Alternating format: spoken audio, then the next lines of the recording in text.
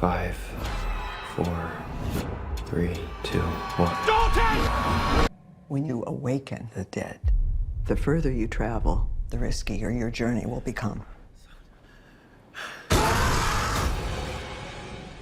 Welcome back. Today I will recap a 2023 American supernatural horror film named Insidious, The Red Door. Before we start, it is a request to please like and comment on the video as it will help us to grow our reach. The film opens with the ending of the second film, where Josh and Dalton Lambert are getting their memories of the further erased by Dr. Carl, and that they will only remember Dalton's coma and his recovery. The movie jumps to 9 years later, and we see Josh and his family at his mother Lorraine's funeral. Josh and Renee are divorced, but she brings Dalton, Foster, and Collie to the funeral. After everyone leaves, Josh tries to talk to Dalton, but we see that their relationship has become strained after the divorce. Josh then goes to Renee, who tells him that Dalton is just anxious about leaving for school next week. He thanks her for organizing his mother's funeral, and she says why doesn't he drive Dalton to school? But he says he can't. She asks him why, but he didn't have an answer. Just then, Renee sees Dr. Carl there, and she leaves there telling him to think about it.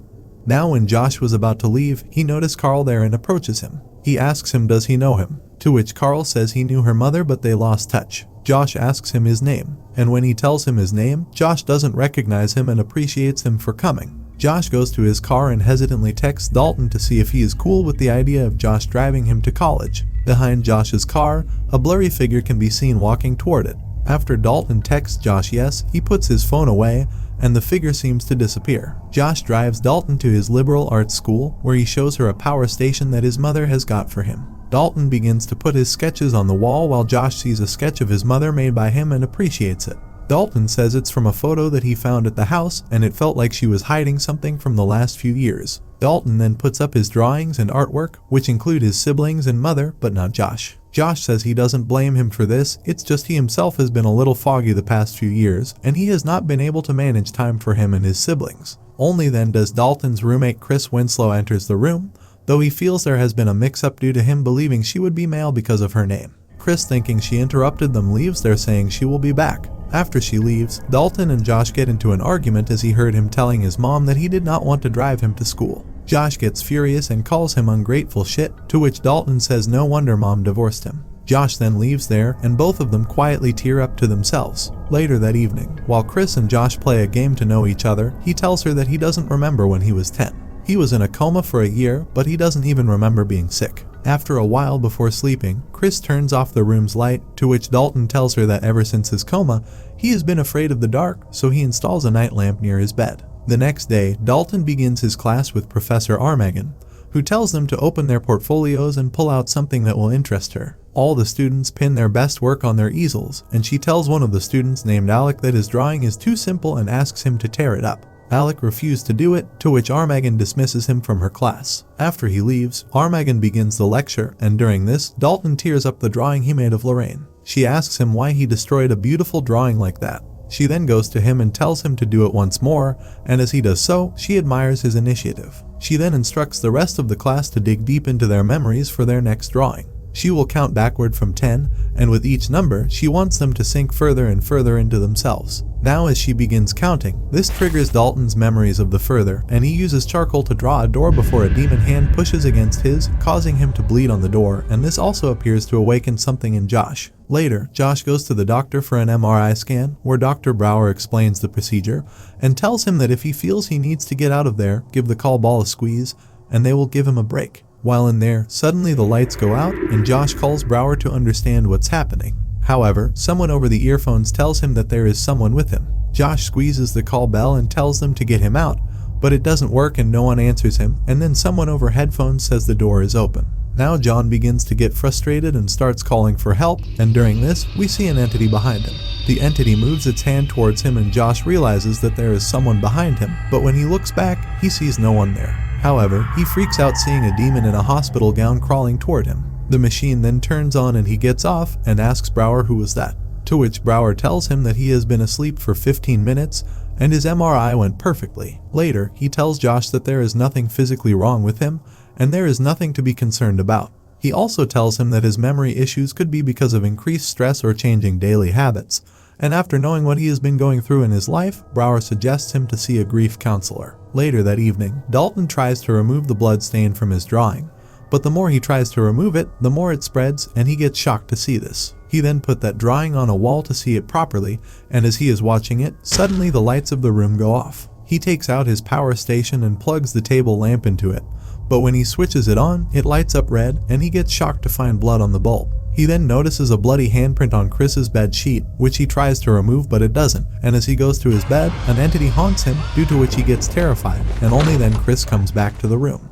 She turns on the light and tells him that she got a new room assigned right above him. She then takes him to the frat party, where a guy named Nick welcomes them. After a while, Dalton and Chris start getting bored there, so they sneak into the room of one of the frat boys, and Dalton realizes that it's Nick's room. Chris leaves there saying she will be back, and only then does Dalton hear someone retching from inside the bathroom. He goes there to check and sees a guy vomiting there, and he asks him if he needs any help. The guy turns out to be the spirit of a young frat pledge, who tells him to make it stop. Dalton gets spooked as he gets up and asks him to close the door. Dalton tries to flee, but he hears Nick coming toward his room, so he hides under the bed. Nick enters the room and goes to the washroom, and Dalton sees that the spirit of that guy is now not in there. After a while, Nick leaves there switching off the light, and as Dalton tries to come out, the spirit reappears and vomits on Dalton before Chris comes to find him. She asks him if he is good, to which he says he thinks he just saw something. He then gets up and says they need to go, but only then do they hear Nick coming back to the room, so Chris kisses Dalton to make it look like they were just messing around.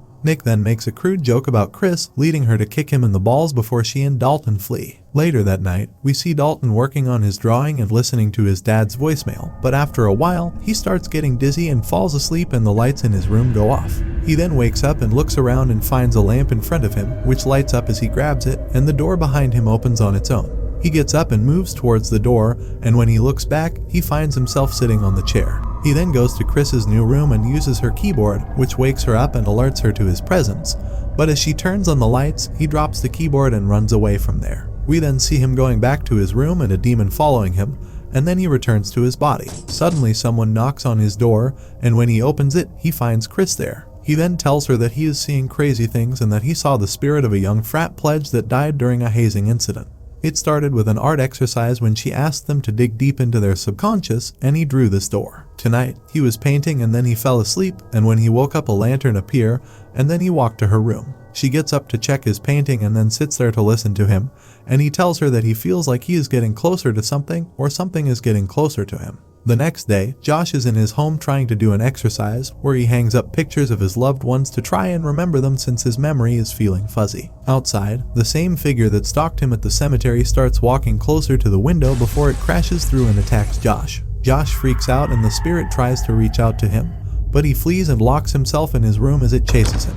He then calms himself and checks out and finds that it's gone, but suddenly it appears in front of him and pushes him back, causing him to fall and faint.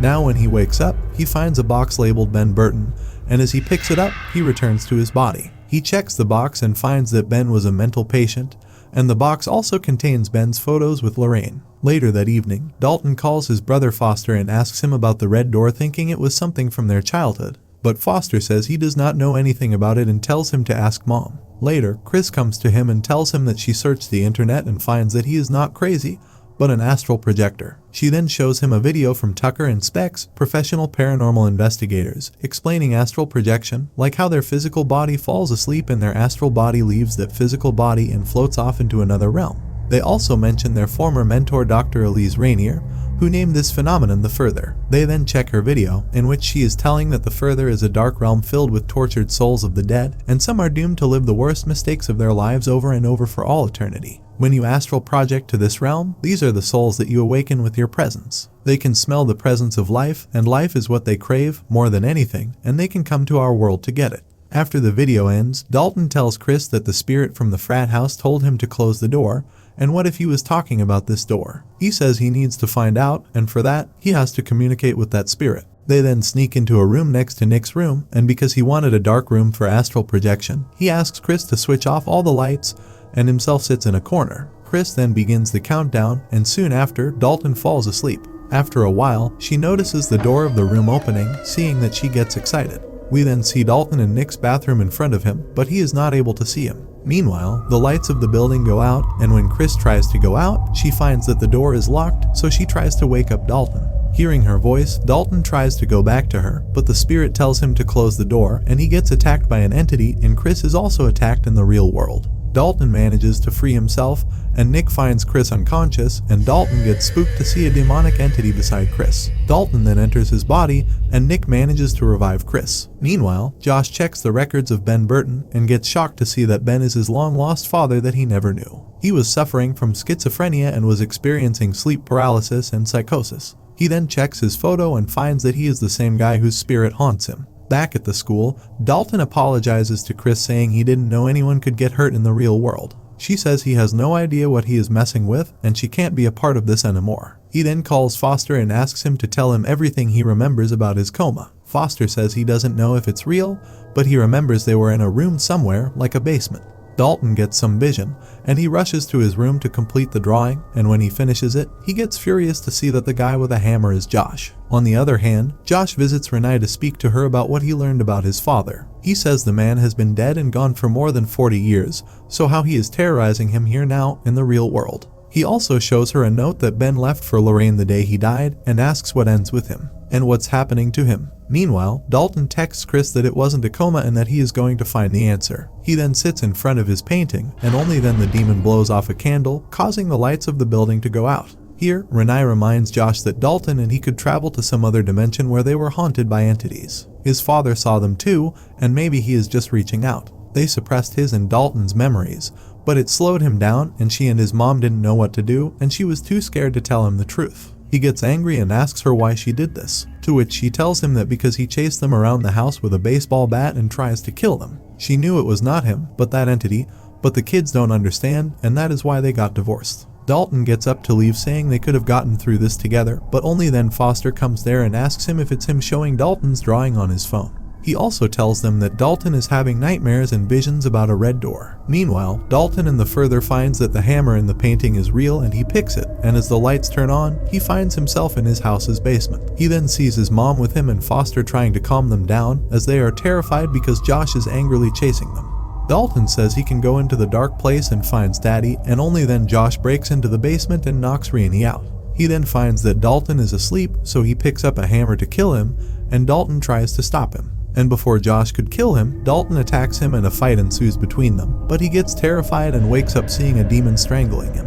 The demon then plays a song, and Dalton finds himself in a theater where, seeing some mannequins, he remembers everything, and as the demon haunts him, he wakes up back in his room. Chris then comes to his room to check on him, and she has brought some lights which she lights by connecting them to his power generator. Dalton says he is not afraid of the dark anymore, and while Chris is setting up the lights, we see that Dalton has been possessed by the demon, and then he leaves there. Chris finds that he is gone, and she begins looking for him, and gets spooked to see him at the corner of the room. She goes near and asks him if he is okay, and as Dalton turns, she tries to flee, but he attacks her. We then see Josh in the other dimension, and he comes to his room looking for him and finds him in a possessed state, who looks at him and growls. It then gets dark there, and Josh sees himself trying to get Dalton out of there. He then finds Dalton there and tries to free him, and tells him that it wasn't him who tried to kill him. He says these things can possess their bodies. It happened to him, and now he has done it to him, and he is coming back for him. Meanwhile, Chris tries to plug the lights in but gets haunted by a demon. Dalton and Josh try to flee while the demon chases them, but Josh manages to shut the door and asks Dalton to help him hold the door. Dalton says they can't hold it back, to which Josh tells him to leave. Meanwhile, we see demons approaching Dalton to get his life, but only then he wakes up, causing them to disappear. Here Josh says this ends with him, and he dies in the real world as his heart stops beating. However, he sees paint dripping down the door, and we see Dalton painting over the door. The demon suddenly attacks Josh, but he tries to fight him, and before he could get out of there, the door disappears, causing the demon to get trapped behind it. Chris tells Dalton that he needs to get rid of that thing and forget about it, to which he says it doesn't work, and they need to remember, even the things that hurt. Josh then sees a vision of Ben smiling at him, and Josh appears to finally forgive him for leaving him. He wakes up to find Renee and Foster relieved that he is okay. The next day, Josh and Renee appear to be in the process of reconciling, so he may potentially move back in with her. Before he leaves, he sees a vision of Elise talking to him, saying that he and Dalton have bright futures ahead of them. Josh goes back to Dalton's room, where he finds that Dalton has added a painting of the time Josh carried him out of the further. The two then share a long-awaited hug, and the movie ends here. Please like and subscribe to my channel and click the bell icon never to miss new video updates. Thanks for watching.